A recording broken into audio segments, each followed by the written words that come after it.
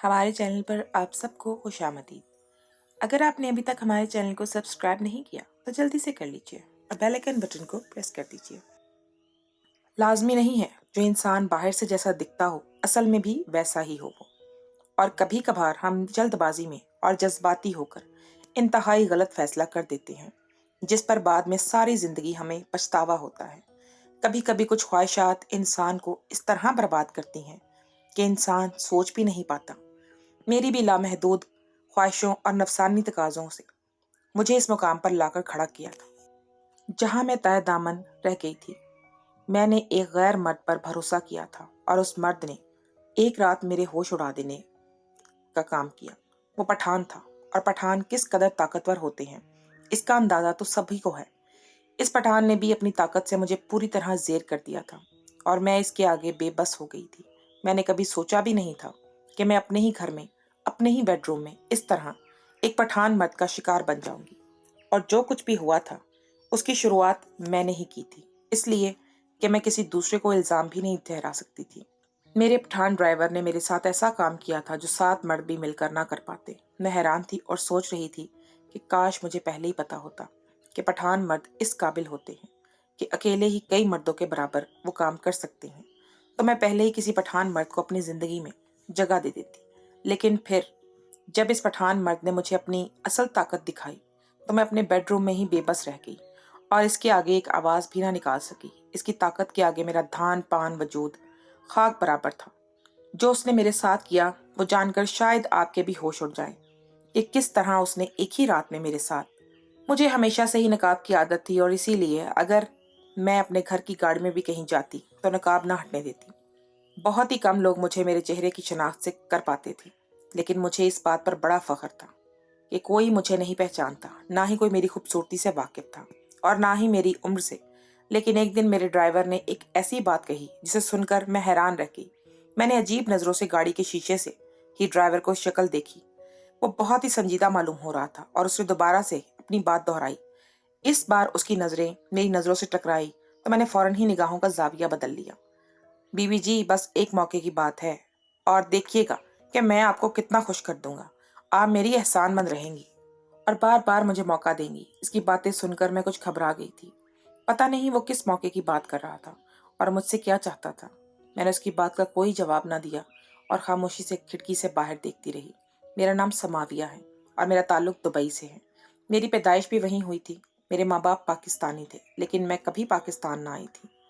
लेकिन माँ बाप की वजह से मेरी उर्दू बहुत अच्छी थी, इसीलिए मैं अपने सारे मुलाजमीन भी पाकिस्तानी से लोग लेके आई थी और रखती थी। मैं शादीशुदा थी और मेरी शादी को 5 साल होने वाले थे। मेरा शौहर कारोबार के सिलसिले में ज़्यादातर दुबई में रहता था। हम लोग कुछ साल पहले ही सऊदीया में शिफ्ट हुए थे और मेरे शौहर ने वहीं कारोबार शुरू किया था और वो कभी दुबई तो कभी सऊदीया रहता था। मैं अपने शौहर उबैद की गैर मौजूदगी में अकेले ही कारोबार संभालती और घर के कामकाज भी देखती। हमने सारे नौकर भरोसे के काबिल रखे थे, इसीलिए मेरे शौहर को मुझे तनहा छोड़कर जाने में कोई परेशानी ना हुई थी। लेकिन हमारा पुराना ड्राइवर नवाज खान कुछ दिन पहले ही छुट्टियों पर गया था और इसीलिए मेरे शौहर ने एक नए ड्राइवर को उसकी जगह रख लिया था।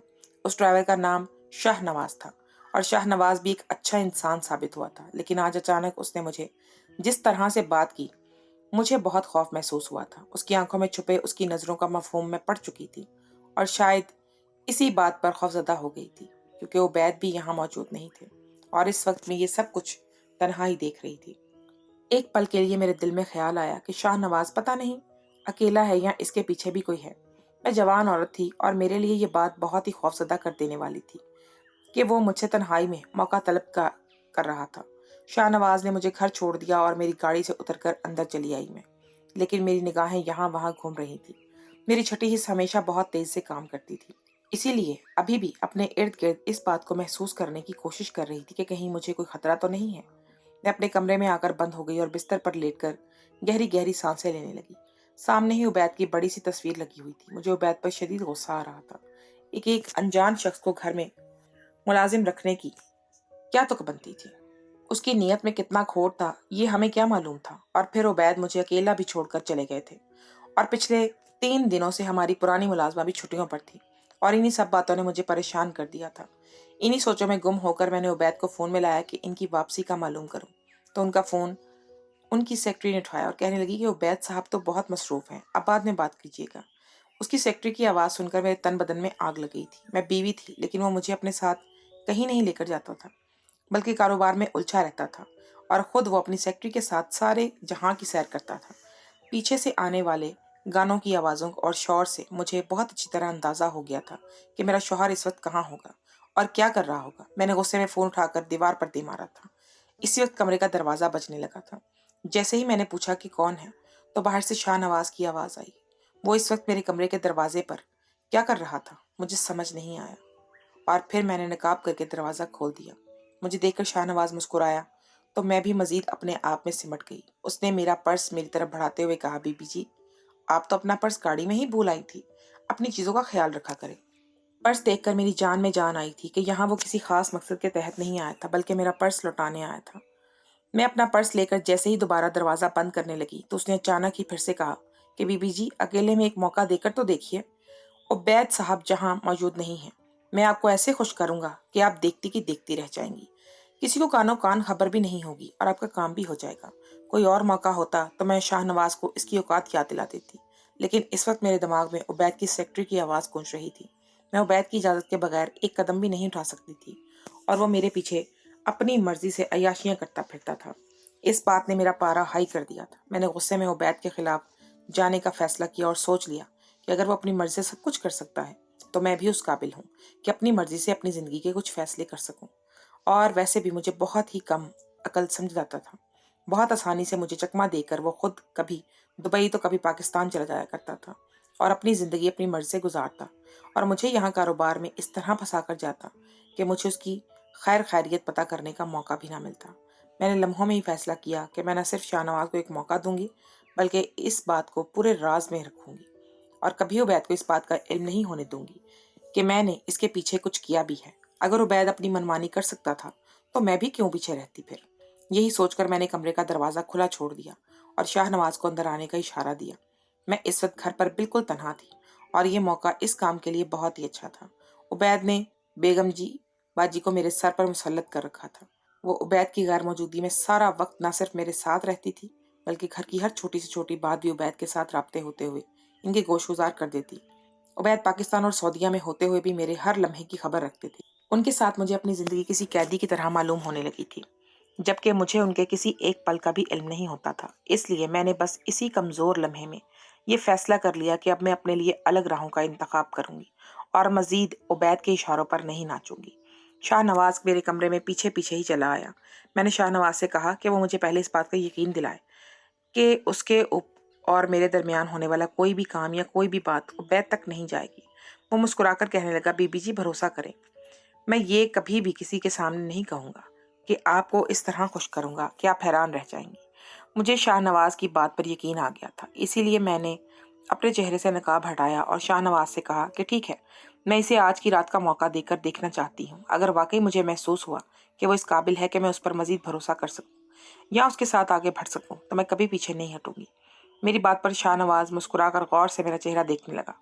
پتہ نہیں وہ میرے حسین چہرے پر کیا کھوجنا چاہ رہا تھا۔ پہلی بار ہی میں نے کسی غیر مرد کی اس طرح اپنا چہرہ دکھایا تھا۔ شاہ نواز کے انداز نے میری ساری چیزیں ختم کر دی تھی، اور میں نے عبید کو نظر انداز کر کے اور بنا اس بات کی پرواہ کیے کہ جب عبید کو پتہ چلے گا تو کیا ہوگا، شاہ نواز کو ایک موقع دیا تھا۔ میں کب تک عبید کی بے رخی اور بے اتنائی کو برداشت کرتی اور ان کی غلامی کرتی۔ میں نے فیصلہ کر لیا تھا کہ میں اپنی زندگی کو آگے اپنے حساب سے گزاروں گی اور زیادہ وقت عبید کے ساتھ نہیں رہوں گی۔ اور جیسے ہی میں نے شاہ نواز کو موقع دیا تو واقعی اس نے میرے ہوش اڑا دیے تھے۔ وہ اکیلا ہی 7 مردوں کے برابر ثابت ہوا تھا، اور وہ رات میرے لیے بہت ہی حیران کن تھی۔ شاہ نواز نے جو کچھ کہا تھا اسے سچ کر دکھایا تھا۔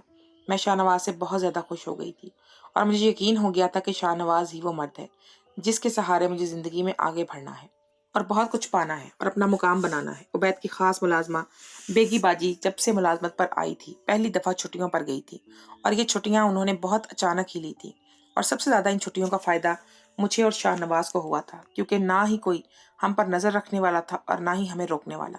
عبید کو یہ بتانے کے لیے بھی کوئی موجود نہیں تھا کہ میں اس کے پیچھے شاہ نواز کو جگہ دی ہے۔ شاہ نواز نے جس طرح ایک رات میں اکیلے ہی 7 مردوں کی طاقت مجھے دکھائی تھی، اس کے بعد تو میں خود بھی اگلی رات اسے طلب کر لیا تھا۔ عبید نے مجھے وہ خوشی دی تھی جو میں بیان بھی نہیں کر سکتی تھی۔ میں نے نوٹوں کی گٹیاں نکال کر اس کے آگے رکھ دی تھی اور وہ بھی خوش ہو گیا تھا۔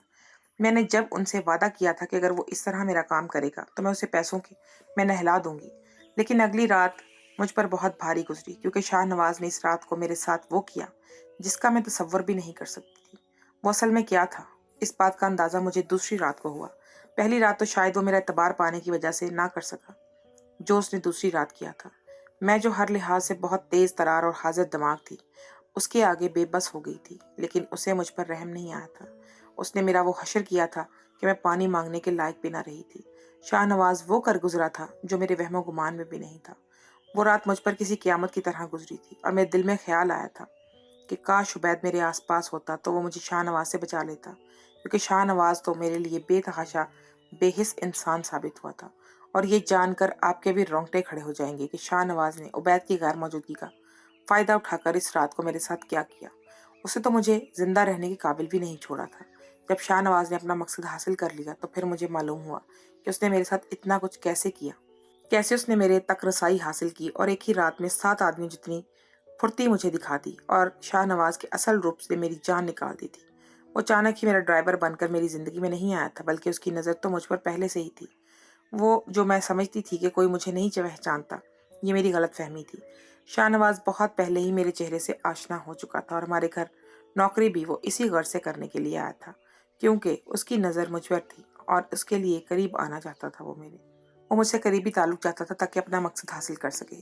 جس دن اس نے دیکھا کہ نہ ہی عبید موجود ہے اور نہ ہی بیگی باجی، اس نے اس موقع کا بھرپور فائدہ اٹھایا اور جان بوجھ کر مجھ سے ایسی بات کہی کہ میں اسے موقع دے دوں۔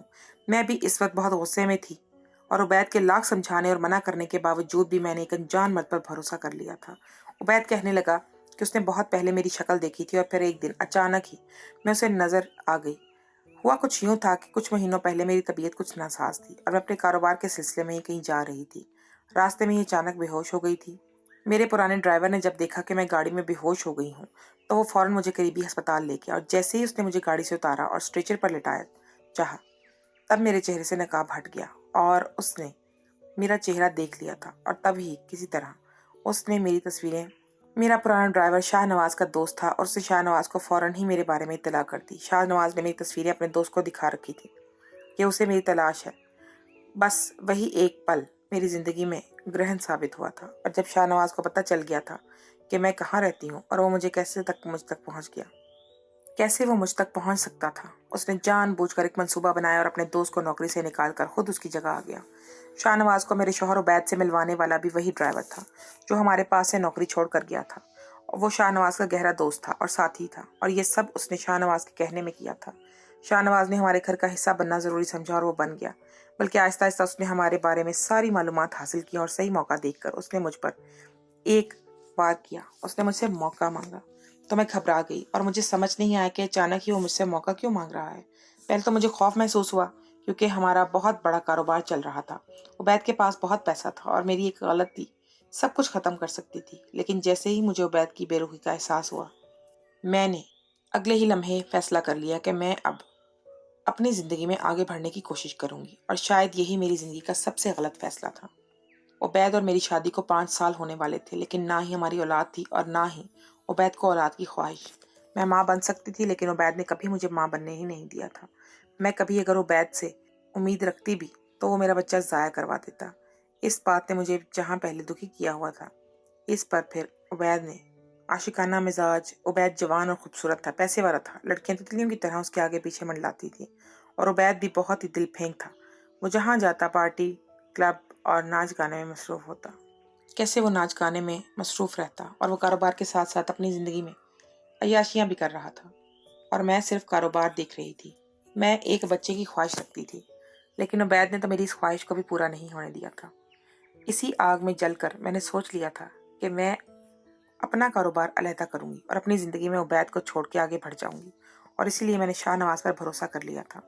عبید ڈرگ سمگلنگ کا کاروبار کرتا تھا اور میں بھی اس کے کاروبار میں برابر کی شریک تھی۔ اس دن جب شاہ نواز نے مجھ سے موقع مانگا تو میں حیران رہ گئی کہ اسے کس طرح معلوم ہوا کہ میرا سمگلنگ کا کاروبار تھا، اور تب مجھے خوف محسوس ہوا تھا، مگر اس نے مجھے یقین دلایا کہ وہ میری امیدوں پر پورا اترے گا، اور اسی لیے میں نے اس پر بھروسہ کر کے اسے کام دیا۔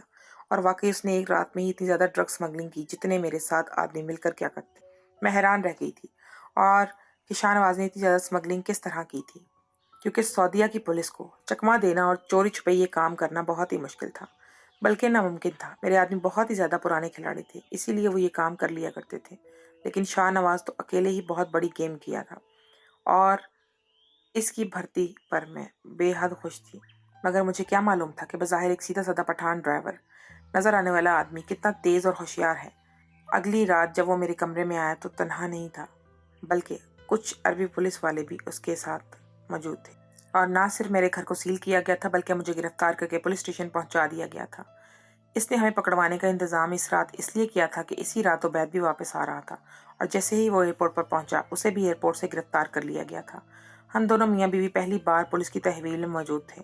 دراصل میرا شوہر ہمیشہ مجھ سے ہی بہت سارے کام کروایا کرتا تھا کاروبار کے، اور میں نے کہا میں چھپی رہتی تھی، میں نے کبھی کسی کو اپنا چہرہ نہیں دکھایا تھا، اسی لیے پولیس مجھ تک نہیں پہنچ پائی تھی۔ لیکن شاہ نواز نے بہت ہی چالاکی سے نہ صرف مجھے پہچان کر پکڑ لیا بلکہ میرا سارا کاروبار بھی اس نے ایک ہی رات میں جان لیا تھا۔ وہ میری سوچ سے بھی زیادہ کہیں چلاک تھا۔ عبید کو جیسے ہی پتہ چلا کہ یہ سب کچھ میری وجہ سے ہوا اور ہمارے پکڑے جانے میں میرا قصور ہے تو عبید مجھے مارنے کے لیے لپکا تھا۔ اگر اب عربی پولیس اسے نہ روکتی تو شاید وہ میرا گلا دبا دیتا۔ میں زاروقتار رو رہی تھی کیونکہ سعودیہ کا قانون بہت سخت تھا اور میں جانتی تھی کہ مجھے اس جرم کی سزا کیا ملنے والی ہے۔ میرا شوہر ایک مکار انسان نکلا تھا جس نے سارا کاروبار بھی میرے نام پر کیا تھا اور کاروبار کو چہرہ بھی میرا ہی دیا تھا۔ اس نے نہ ہی مجھے شادی شدہ زندگی کی کوئی خوشی دی تھی اور نہ ہی مجھے ماں بننے کا سکھ حاصل ہو سکتا تھا۔ میری زندگی میں سب کچھ ویسا ہی ہوتا تھا جیسے عبید چاہتا تھا۔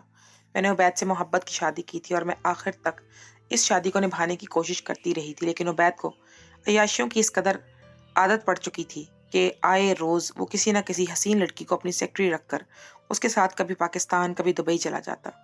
اگر عبید میرے ساتھ ایسا رویہ نہ رکھتا تو شاید میں بھی کبھی شاہ نواز کی باتوں میں آ کر اس پر بھروسہ نہ کرتی بلکہ شاہ نواز کو اس کے بارے میں بتاتی۔ پولیس نے ہر جگہ وہ ٹریس کر لی تھی جہاں ہماری طرف سے اسمگلنگ سپلائی ہوتی تھی۔ بہت سارے لوگ پکڑے گئے تھے۔ ایک بہت لمبا کاروبار کا سلسلہ تھا جو میری ایک غلطی سے ختم ہو گیا تھا۔ میں نے پولیس میں اپنا سارا ریکارڈ سچ سچ بیان کروا دیا تھا کیونکہ میں جانتی تھی کہ اب یہاں سے بچ نکلنا ناممکن ہے، اور اگر ہم کسی طرح باہر نکل بھی جاتے ہیں تو عبید خود اپنے ہاتھوں سے مجھے مار دیتا کیونکہ میں نے اس کا بنا بنایا کاروبار اجاڑ دیا تھا۔ آج میں سعودیہ کی جیل میں سلاخوں کے پیچھے بیٹھی ہوں اور مجھے اپنی سزا کے انتظار میں اپنے شوہر کو بہت سخت سزا ہونے والی ہے کیونکہ ہم نے بہت سے جوان لڑکے لڑکیوں کی زندگی تباہ کی ہے۔ شاہ نواز پٹھان ضرور تھا لیکن وہ ایک عربی پولیس والا تھا اور اس نے پوری ذمہ داری کے ساتھ اپنا فرض نبھایا تھا۔ کبھی کبھی وہ مجھ سے ملنے کے لیے جیل کے اندر چلا آتا تھا لیکن میں اسے دیکھ کر ہمیشہ اپنا چہرہ موڑ لیتی۔ میں نے اسے ایک موقع دیا تھا اور وہ واقعی اسے ایک موقع نے میری پوری زندگی بدل دی تھی۔ میں اپنے بڑے سے بنگلے سے اٹھ کر جیل کی سلاخوں کے پیچھے پہنچ گئی تھی۔ شاہ نواز نے مجھے احساس دلایا کہ میں دراصل جس راستے پر چل رہی تھی وہ سراسر غلط تھا۔ لڑکے لڑکیاں ڈرگز کی لت میں پڑ کر اپنی زندگیاں ہار بیٹھتے ہیں اور یہ سب کچھ صرف اور صرف میرے نام پر ہو رہا تھا۔ شاہ نواز ٹھیک کہہ رہا تھا۔ عبید کی محبت میں میں صحیح اور غلط بھول گئی تھی اور بالآخر میں نے بہت بڑا نقصان اٹھایا تھا۔ میں اب سزا کی منتظر ہوں اور جیل کی سلاخوں کے پیچھے بیٹھی ہوں۔ آپ لوگ دعا کیجیے گا کہ اللہ میرے گناہوں کا معاف کر دے اور میرا ضمیر مطمئن ہو جائے کیونکہ جب سے شاہ نواز نے میرے ضمیر کو جگایا ہے میرے لیے ایک ایک پل گزارنا مشکل ہو گیا ہے۔